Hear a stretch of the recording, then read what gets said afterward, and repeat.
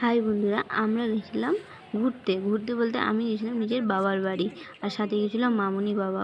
কারণ বাবার বাড়িতে বিশ্বকর্মা পুজো ছিল, তাই বাবা ডেকেছিল, তার জন্য গেছিলাম আমি, মামুনি, বাবা। আর ওর জন্য নিয়েছিলাম খাস্তা বিস্কুট। ও বলেছিল খাস্তা বিস্কুট আনতে, কারণ ওখানে ফ্যাক্টরি আছে স্টেশনের কাছে, তো ওখান থেকেই নিয়েছিলাম। মানে দু রকম নিয়েছিলাম, একটা বড় দেখে কৌটো নিয়েছিলাম, একটা ছোট প্যাকেট নিয়েছিলাম। ওখান থেকেই নিয়ে আর স্টেশনে চলে এসেছিলাম। আর ট্রেন ছিল 8:12-তে।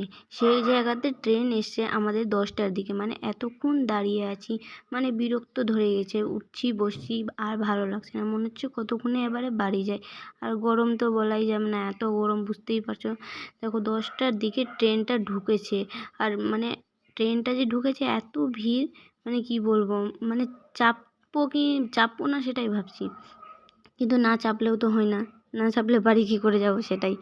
তো চলো, ট্রেনটা থামলে এবারে আমরা